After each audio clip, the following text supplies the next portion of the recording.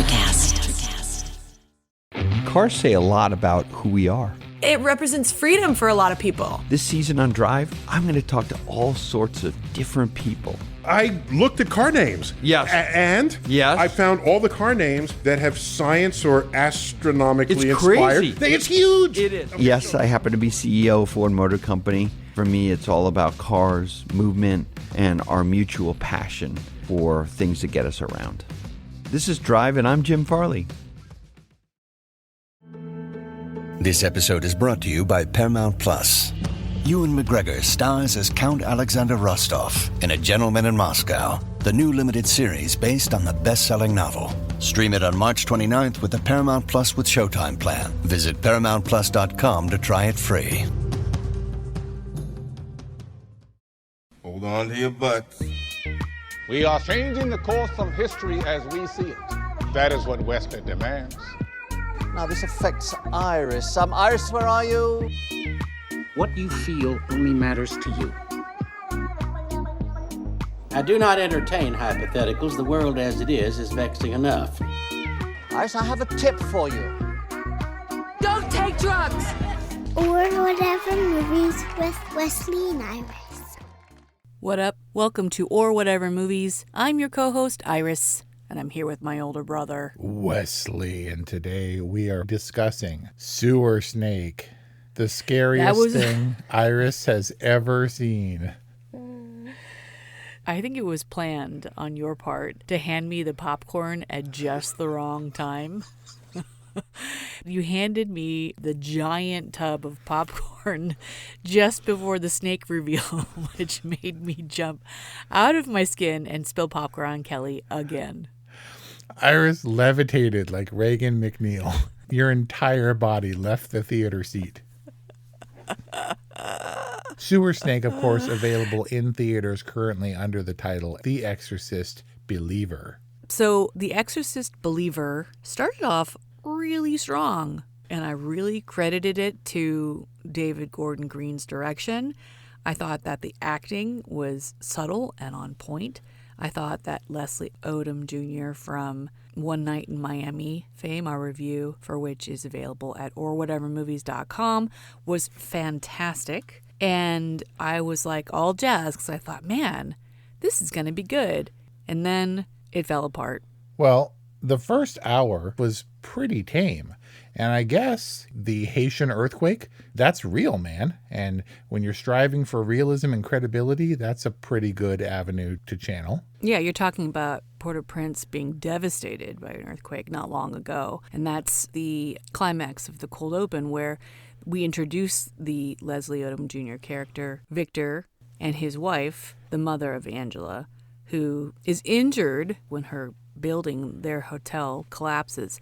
And that poses the original impossible situation for Victor, where he has to choose between his wife and his daughter, his unborn daughter. Yeah, it also establishes the unreliability of the proposer of that choice.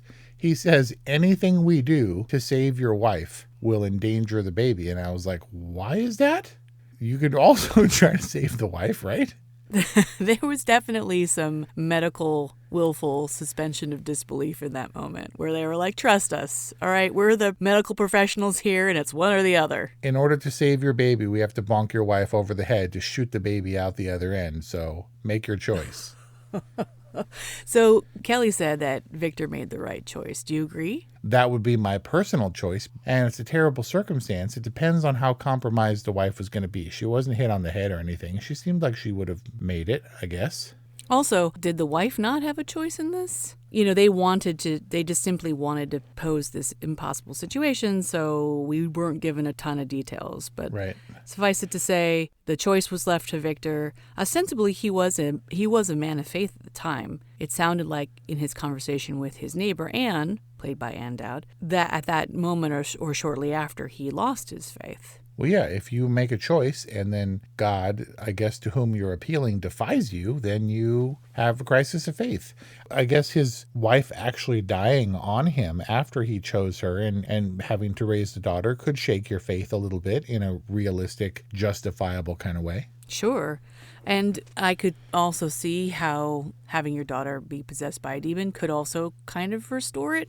It seemed like the message of the film was love can restore, and that love is, in this case, synonymous with an interfaith belief. But I get ahead of myself. So when Anne's talking about how, she's going to sub in for the priest and that she believes that she was meant to be outside of the church so that she didn't need to go against the church to help in this exorcism. All that stuff, I was like, I kind of buy it. But then she gets whooped by the demon. So was that all made up? Or did she do her part in successfully releasing Angela from presumably Pazuzu? Well, nobody is safe. You need a village to exorcise a demon from a little girl because they had all kinds of people and all of them were equally ineffectual. It was like the Scooby-Doo gang trying to defeat a ghost, and they were all like clowns in their own way. And this is where the movie really started to fall apart for me. I liked the mystery of the missing girls, and I liked when they were figuring out, or they were trying to figure out what it was that had happened to them and why they were acting funny and why Angela was suddenly appearing in the bathroom, and all that kind of stuff was great. But the muddle in the middle really started when they were assembling this ragtag group of religious superheroes. Yeah. The pacing changed, it lost its momentum. So when the exorcism actually starts, to your point, everyone's kind of ineffective. Then the father priest comes in and he's like, "Bam, bam, bam," and they're all like, you can see all this relief on their face and stuff. I was like, oh, I guess the message is Catholicism saves the day. Like, here comes, good old fashioned Roman Catholicism, which succeeded in destroying Pazuzu in the past, and now they're coming back. And then he gets head twisted and dead. And then I was like, oh, wait, so I think the message is Catholicism is dead. And I was all reading into it like the filmmakers had a lot to say about the relevancy of modern day faith. Especially when it came to Catherine's parents. So you're referencing when Catherine's dad says, "I choose you, Catherine." And they're all like, "Ah." And that's when all hell breaks loose, literally. What was the deal with this whole impossible choice number 2? Okay, so going back to what you were saying about the ragtag bunch of Scooby-Doo adventurers ready to exorcise this demon, our director David Gordon Green, who's responsible for a number of horror reboots, he did all 3 of the new Halloweens, and he's up for at least this one, and it looks like the next Exorcist sequel, tentatively titled Exorcist Deceiver. He talked about this film wanting to be about community and all the people who chip in, but that just made me suspicious. When the nurse, Anne, when she first spoke up and was like, "I was so overjoyed when I saw your name on the thing, and so happy," I was like, that's a curious line. And then we had the weird Tom Arnold neighbor who brought in the faith healer lady or whatever, and I was like, one of these people is the devil and is the agent in the room who's suddenly going to be like stabbing people with scissors or whatever. The only thing that really worked in terms of community that they were striving for in this movie, I thought, was what ultimately boiled down to the choice, but what started as the differences in approaches. Leslie Odom Jr., the dad, he was, a non-believer and his faith was shaken. He's like, the problem with you religious people and blah, blah, blah. And the other parents, Catherine's parents, were diehard Christians or church folk. And I was interested to find out how those approaches would reconcile, because first, we got to find our kids, and then they're at odds, and then they had to come together again, and then ultimately, who's going to make the choice, and what's that choice going to be? The ultimate choice was the Dark Knight style choice, whereby the demon suggested that God had originally deceived Angela's dad because he chose the mom and got the daughter. And so play acted this thing. When Catherine's dad chooses her unequivocally, the demon flips the script and Angela's the one who survives. It does make sense that the demon is basically saying, I may not be as powerful, but I have power similar to God, and if God's going to play a trick on you, I'll play a trick back, kind of a thing. And so in that sense, Catherine's family, they were just kind of pawns in this demon's game with Victor? Yes. I mean, we focused clearly on Victor and Angela way more than we did on Catherine and her parents, whose names I don't even know. I wasn't surprised at ultimately how the movie played out, in Angela's favor, spoiler, but I was also kind of really surprised that they let that white girl go to hell. Yeah, and they didn't just let her go to hell. She got dragged and drowned to hell, and she was like, I don't want to go to hell. Oh my goodness. The real horror of that, man. It seemed like someone would have had the power to have prevented that. Like, why did the demon have the upper hand with all of these faith healers or believers, surrounding these two girls in community and stuff? So that was pretty gnarly. And what Kelly had interpreted from it was that it was the dad's fault, and yet the daughter had to pay for it. It was a curious position for this movie to take, that the devout family seemingly was just sort of hapless and relying on their faith. And as we know from Exorcist movies, you being now a veteran of multiple, that doesn't work. Maybe it does. Maybe it triumphs in the end, but the demon definitely put its thumb on Catherine's family in particular and was like, not you, not today. Yeah, and maybe the demon orchestrated this in such a way, knowing that Catherine's dad, yes, it's an impossible decision to choose your daughter over someone else's daughter, but not unnatural. And also just kind of a weird message to suggest that, this whole sins of the father thing and, he chooses but you die. And that sucks. The choice was presented, and you could see in Victor's face his hesitance to make that choice. It's almost as though he knew. And likewise, Catherine's mom didn't speak up right away. Obviously, no one wanted to condemn the other person's child to death. Presumably, that was what was going to happen, or they assumed that was going to happen. Victor and the mom character were on equal footing. The dad definitely seemed like he was more of a follower. Yeah, the mom, as kind of rough as she was with Victor at the top, like when they first meet at the police station or whatever, and she's really upset, you kind of excuse her when she's like, I didn't even know that my daughter was friends with your daughter, and if I had, believe me, this wouldn't have been the first time we'd meet. And I was kind of like, well, that's a little insensitive, but also she's really upset, and it's true. You gotta meet your kids' friends' parents and stuff. So 100%. I was like, all right, Catherine, I get you. This playing on the parents' fear of losing your kid, that is pretty horrifying. When he's like, she doesn't have a raincoat. It wasn't that she was missing or that she might be dead. If she was out there, even if she was alive, she was probably suffering. That stuff was really affecting for me. And I can see a lot of where that comes from. It's maybe this movie's biggest strength in playing up the parents enough so that they are at least on par with Ellen Burstyn's Chris McNeil in her concern for Reagan. She wasn't a passive bystander. She was equally traumatized downstairs and yelling and on the phone and crying and kind of hysterical. Leslie Odom Jr., not so much. He seemed pretty stiff. Either he was battle-hardened and unfortunately traumatized by his past traumas, but he seemed to handle it much better than the others when his kid was gone for 3 days. I think he seems to handle it pretty well overall. He remains pretty composed even when Angela starts doing some pretty freaky stuff. The whole scene in the bathroom was messed up. And he's like, oh, that's weird. Yeah. In fact, when they start talking in the Pazuzu voice and stuff at the seance/exorcism thing, he's still pretty composed. Yeah, that's what I'm saying. Imagine if Brian went downstairs and one of the girls wasn't in the bathtub and he found a toenail and the bathtub was all black. No, he would freak out.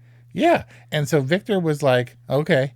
And his daughter looks horrifying. And she's like, when she starts to look demonic and she's all puffy and lips all jacked up, he's like, nah, I'm going to go on a road trip to the beach to see this lady that I don't believe in. How far away was it? Chris McNeil has a nice little movie star bungalow on the beach. She retired on all that book money, I guess. Yeah, he seems to take it all in stride. How come when they get demonic, they do get puffy?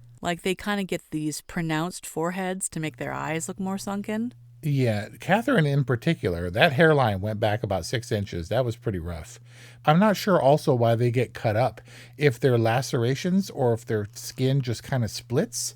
And it's horrifying, but is it bad that I was like, if a choice is going to be made, it's unlikely that Catherine is going to be the one that survives this because she has that upside down crucifix carved into her forehead. Like, that's probably not going to heal very well. But Angela could come out of it on the other side without any visible scarring. She's like all Hans Landa and can never get away from her, like, possessed past. Man, that's a deep connection, man. But to your point, I think they have to lay the prosthetics on their cheeks and foreheads, which gives them a puffed up appearance so they can cut their skin all up and make them look horrifying. But I really thought that Chris McNeil would play a larger role in this. She's front and center in the trailer. And then he goes and visits her at the beach, and they have not even a creepy conversation, kind of more of a sad conversation. Yep. And then she shows up. I'm not sure that she or Victor know exactly what she's there to do.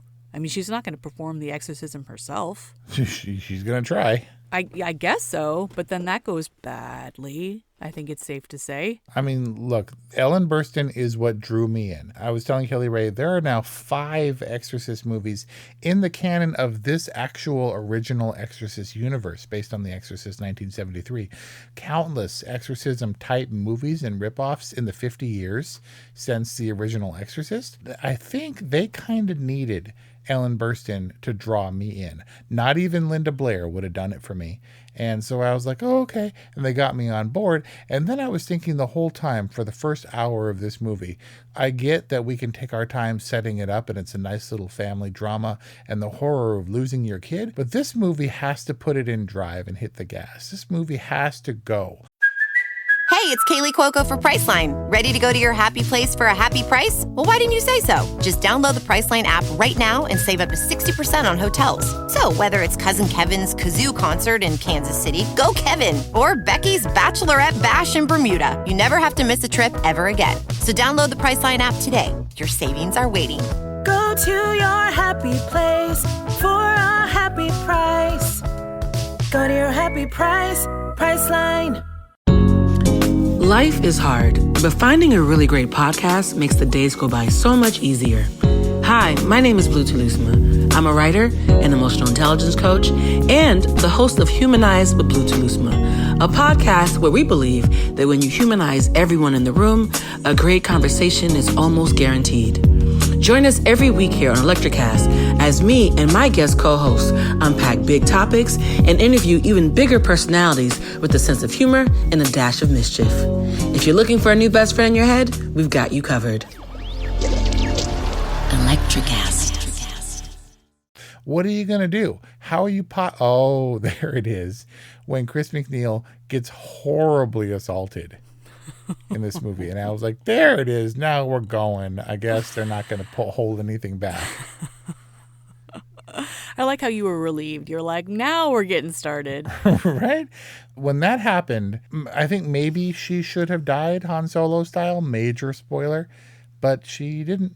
And okay. It wasn't satisfying to cap it all off with the reappearance of Linda Blair? Not at all. Look. All things considered, yes, it worked. It was effective for really getting this movie into gear and for getting my butt in the theater seat in the first place. But I do think that the Chris McNeil character was poorly used, was a waste. She showed up, to get a little bit of face time so they can justifiably put her in the trailer. And then she was out of commission. She was like, I guess, vaguely connected to the events, Stranger Things style, where she's like tossing and turning in the bed while the exorcism is happening. But she played no further role. And creating the ending of Reagan coming back softened the whole thing and made it, as a horror movie, I think, kind of ineffective. This is an Exorcist reunion. It's supposed to push the envelope and make it horrifying. And I don't think that that's what happened. Yeah, they banked a lot on the cachet of the Linda Blair and Ellen Burstyn reunion, but it wasn't really earned. And you're right, the Chris McNeil character spends more time in bed with the weird bug eye patches than she did like being an active character. Like if she was so ill prepared to go in and perform this exorcism herself, like, what was she doing? Was it just a death wish because she had given up hope on being reunited with Reagan, or maybe she believed in some small part of her heart that Reagan was actually in hell. But really, Anne is kind of, to me, the most interesting character and the only character who really had a backstory in the interfaith community of believers that surrounded these girls. Yeah, that's how we established the legitimacy of the possession. The daughter could have had no way of knowing what her proposed nun name was going to be, or the name of her daughter, or the fact that she had an abortion. All very important stuff. I think I agree, she was an interesting character. She wasn't terribly well set up. When she started talking, I was like, who are you? You're the nurse? But then she played a much bigger role. Well, she was the neighbor and the nurse. Remember, she's the neighbor at the top who's like, bring in your trash cans. Yeah, for a nurse, she was as ineffective as an exorcist as she was at when the girls flatlined at once, that like administering CPR. What took her so long? I was like, okay, now you start CPR, right? Okay, ready? CPR, nurse? And then finally she did it. And I was like, it's about time. Dude, are you going to wrap your lips around that thing? That's fair, but you can do compressions. They don't even do the mouth thing anymore. Oh, really? Yeah, she could have done Father Karras style CPR, which is just hammering Max von Sydow on the chest as hard as he could. And she had the defib there, too. It took her a while to get that gel on. Oh, man. Yeah, she was interesting, kind of a surprising character. You know, she gets the priest involved, and at the end, she gets the whole ending monologue. Man, this made me appreciate even more how immersive the original Exorcist is. And it seems like I keep playing that up. Like, how scary could it really be? Yeah, actually revisit The Exorcist. That movie is freaky. This one, not so much. They both had demonic voices. They couldn't make it exactly like The Exorcist, mostly because the incredible Mercedes McCambridge is long gone. But occasionally they would lapse into their little girl voices.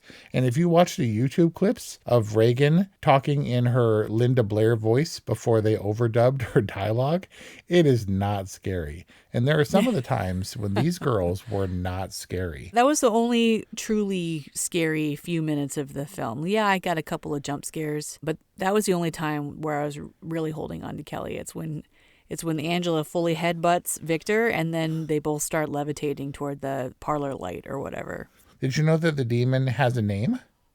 You mean Pazuzu? Yeah, it wasn't Pazuzu, despite Chris saying we've met before. Not Pazuzu. Oh. Hang on. What was it? It's not a joke. I'm being serious. I was about to say, you're totally setting me up. No. Oh, so it's number one. Linda Blair is top billed on IMDb. Boy, am I glad, knowing that I was going to see this movie, I didn't look up anything about it, because while I feel it was kind of an ineffectual cameo, it was a halfway decent surprise. But in the credits, the demon is named as Lamashtu.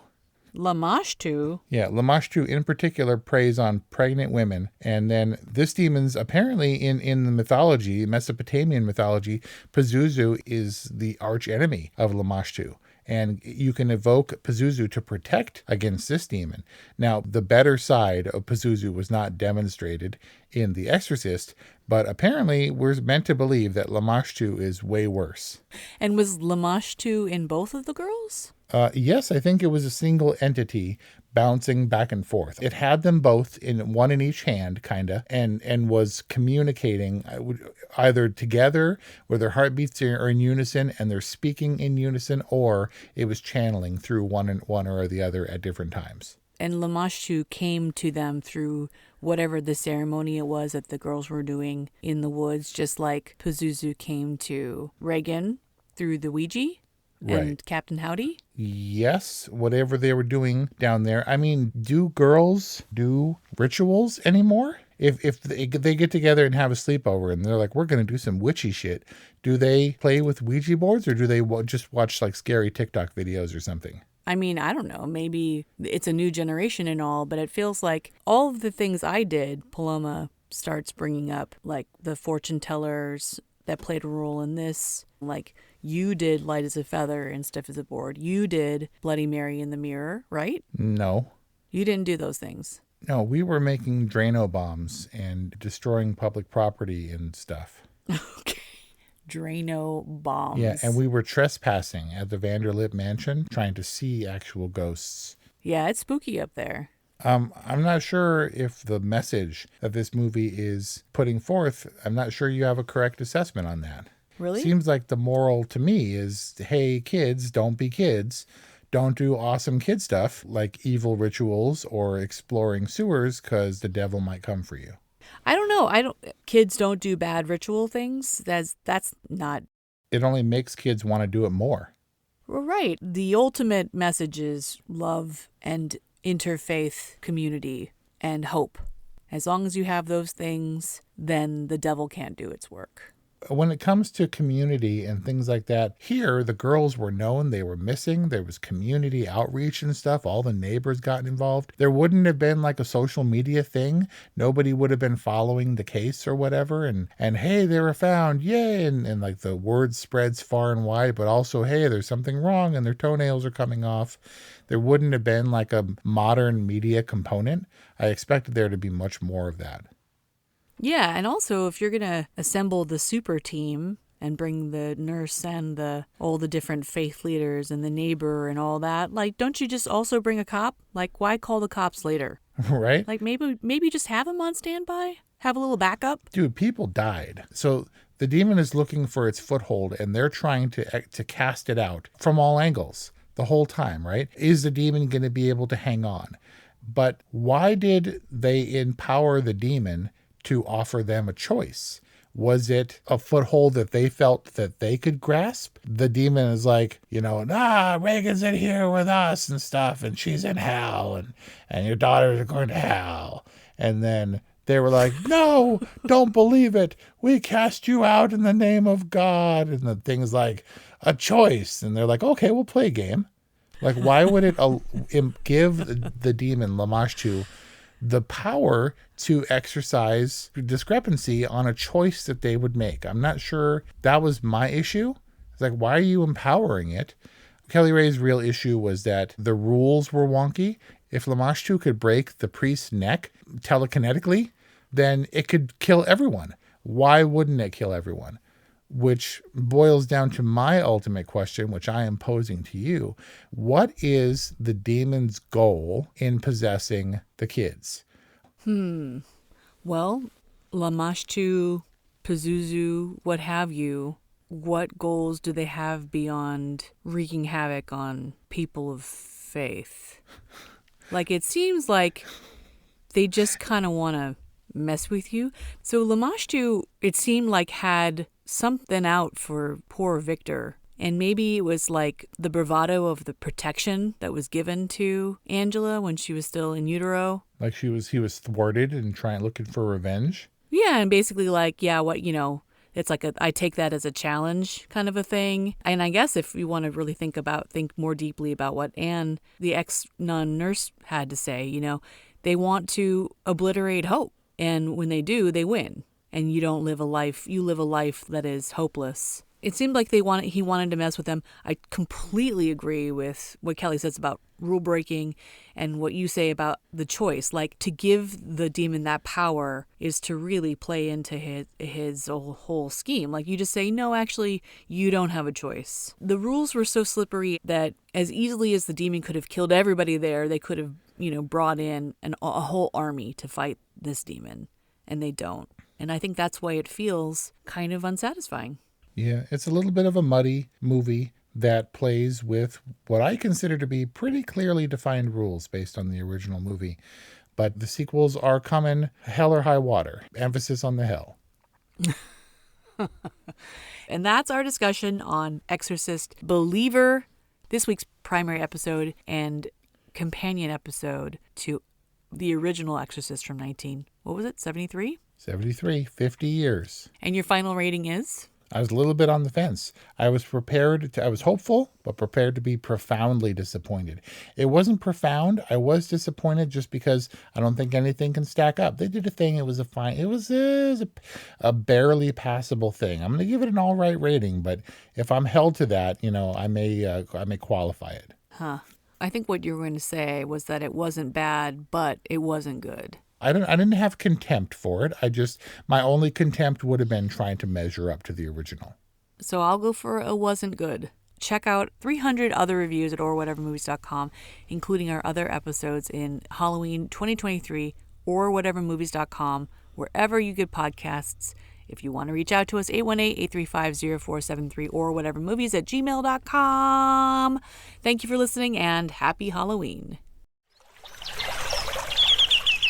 Are you passionate about saving the planet for future generations? Do you want to learn how to do it? If yes, then you need to tune in to the Nature Backed podcast. It's a talk show covering the changing world around us, from renewable energy, sustainable agriculture, circular economy, to ESG and social innovation. Don't miss this opportunity to discover how you can join the movement and make a difference. Subscribe to the Nature Backed podcast today on your favorite platform and get ready to be amazed. Welcome to Ringside with Ray and Prince. My name is Ray Leonard Jr. Oh, got this dad? No, that's just my dad. My name is Prince Daniels Jr. Daniels again with a big home touchdown. On this show, we come to humanize athletes, entertainers, business executives. We're going to see what makes them tick. Tuesdays, 10 a.m. Pacific time on Spotify, Apple, Amazon, and wherever you get your podcasts. We'll see you there. Peace and power. Electric acid. Electric acid.